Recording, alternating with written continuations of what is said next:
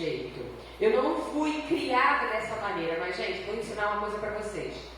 A habilidade é aprendida. Tá? Você pode aprender novas habilidades. E a gente chama de habilidade social.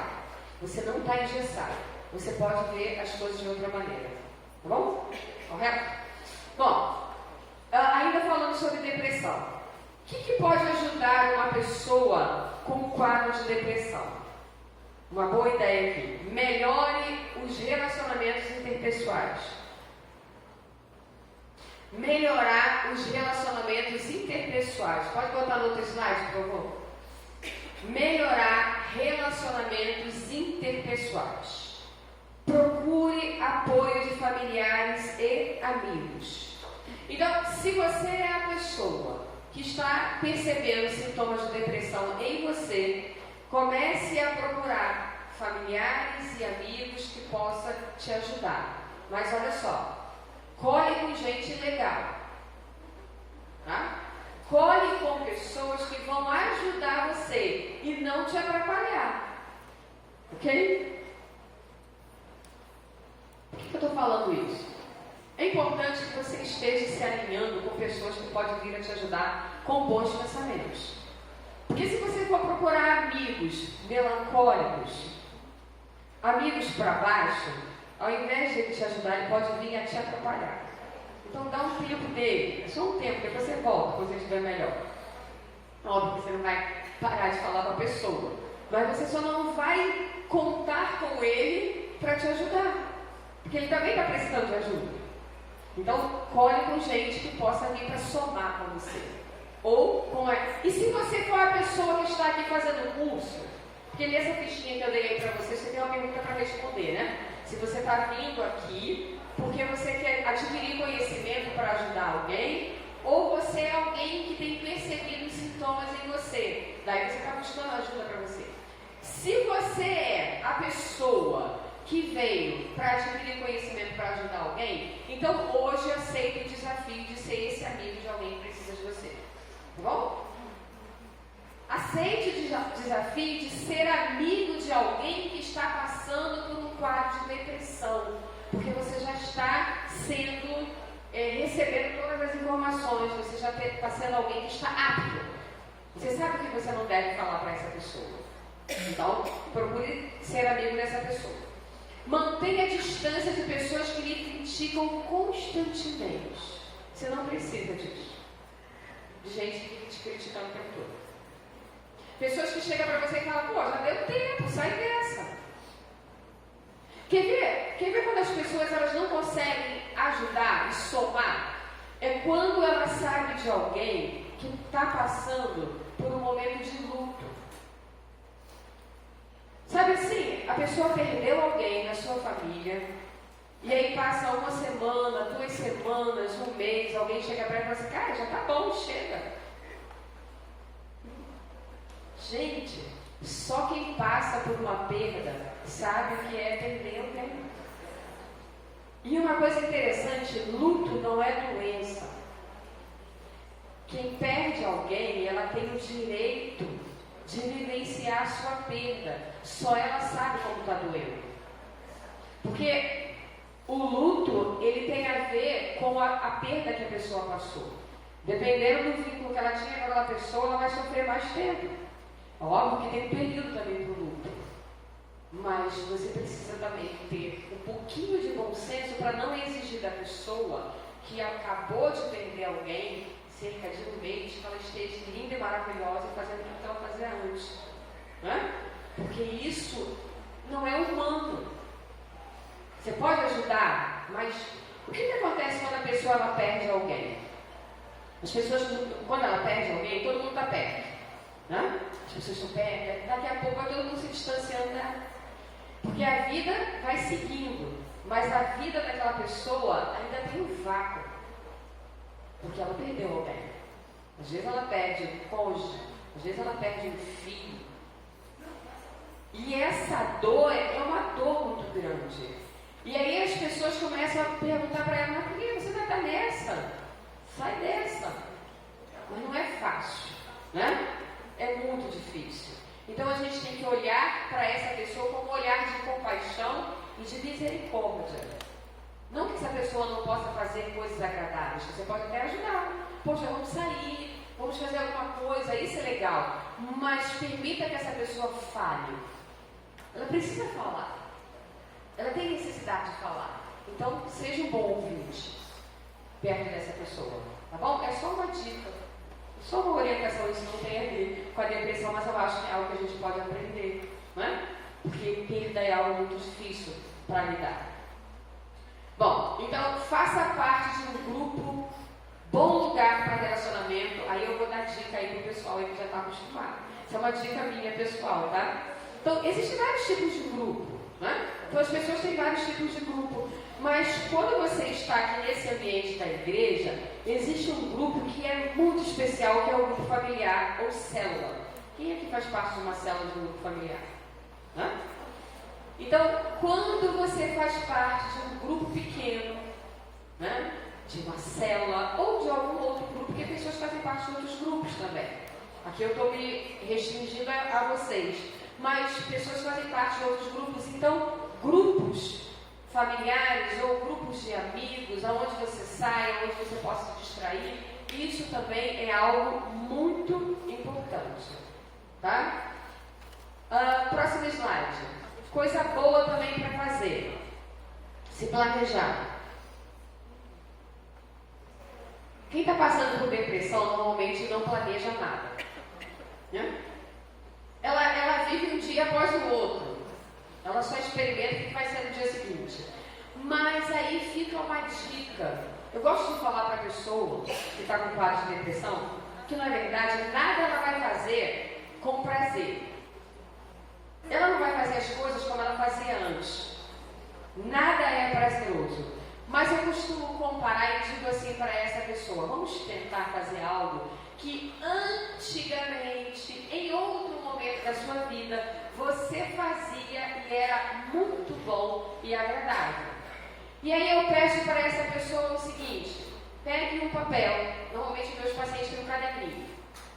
Ou se ele não está com o caderninho, eu falo: pegue uma folha e escreva de um lado coisas que eu faço ou que eu fazia que me fazia bem, que fazia com que eu me sentisse bem. Aí ela vai e escreve um monte de coisas. E eu pergunto para ela: quanto dessas coisas você ainda está fazendo? Ela: a maioria delas eu não faço mais. Mas quando você fazia, era bom? Era muito bom. Então vamos voltar a fazer. Você não tem vontade? Ok, eu sei que você não tem vontade. Mas na sua memória, no seu arquivo, essas imagens estão registradas. E se você voltar a fazer coisas agradáveis, você vai ativar neurotransmissores em seu favor. Lembra da dopamina? Lembra da serotonina? Lembra delas? São amiguinhas agora? Noradrenalina?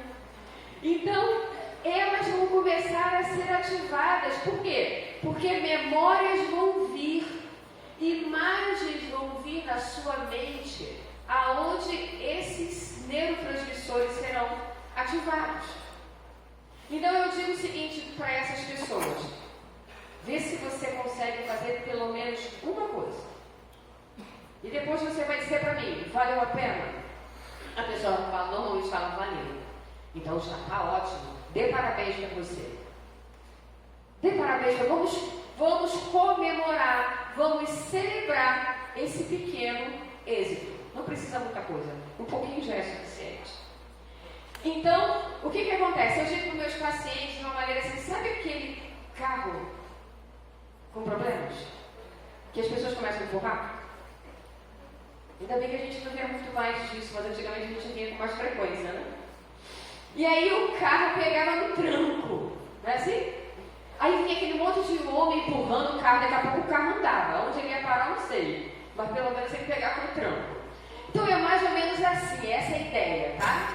A ideia é: vamos pegar no tranco, a gente começa a fazer, depois a gente vai ver o que vai ser de bom. E no final tem coisas boas. Lembra que eu falei para vocês que normalmente o pensamento sempre é negativo e não consegue considerar o que é positivo? Mas a gente sempre pergunta o seguinte: durante o seu dia, acontecem coisas ruins? Acontece. Mas acontecem coisas boas? Sim. Acontecem coisas neutras? Também. Então a gente precisa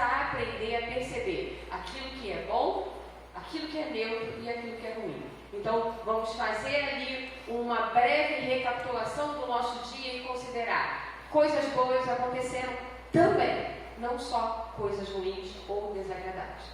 Tá? Sempre lembrando que o nosso estado de humor está vinculado com a situação ou com a circunstância.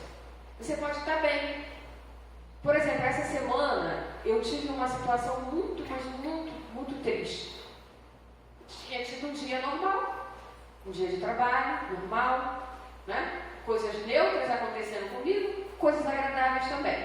Cheguei em casa por volta de 7 horas da noite, só o Samuel estava em casa, ele jantou, e aí eu sentei para ver o Facebook. Eu vou pegar o Facebook. Eu não tinha visto o Facebook durante o dia. Aí eu cheguei em casa para atualizar a minha vida no Facebook. Aí quando eu abri, aí eu dou de cara com a palavrinha luto. Aí eu fui ver quem era a pessoa.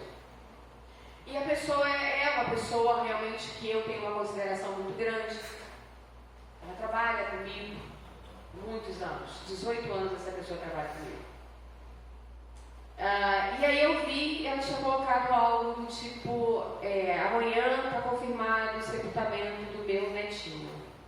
Era o netinho dessa senhora. Ela trabalha na minha casa. E aí naquela hora, realmente, eu senti a dor daquela pessoa. Eu fiquei desestabilizada e comecei a chorar. Eu falei, meu Deus, o menino já tinha 4 anos. Eu falei, que dor que essa avó está sentindo e a mãe também. E eu liguei para ela e perguntei, o que está acontecendo? Porque a primeira coisa a gente não acredita, né? E ela falou para mim, é verdade. O meu netinho, ele faleceu. E ela falou, e eu tenho que ser forte. Eu falei, não, você não tem que ser forte. Você tem que chorar, sim. Chora, porque é uma perda. E eu falei para ela, amanhã eu vou estar lá. Eu fui lá no sepultamento por causa dela e por causa da filha dela.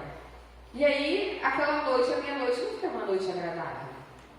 Embora a criança não tivesse vínculo comigo, eu nem sequer conhecia a criança pessoalmente. Se eu vi uma vez, foi uma vez só.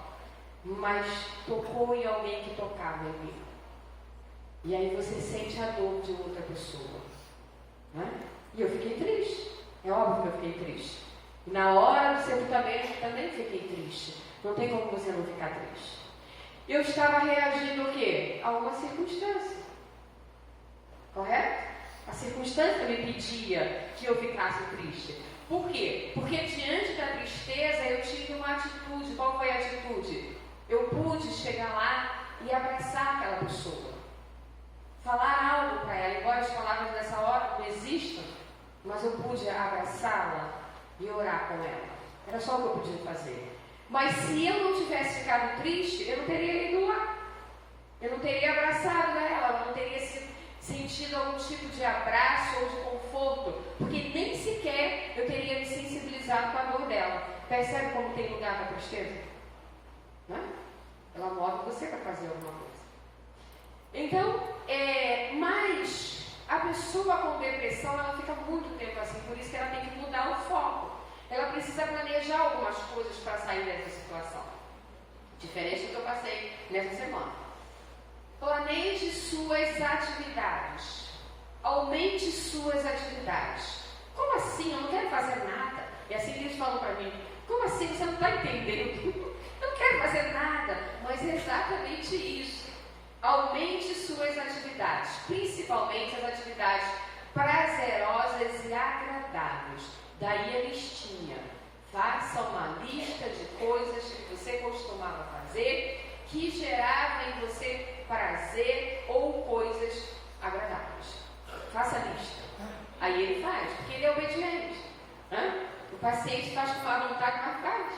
E ele chega para mim com a lista. E agora a gente vai começar a praticar. Agora vamos começar a fazer isso. Disso aqui tudo que você escreveu. O que você gostava muito de fazer?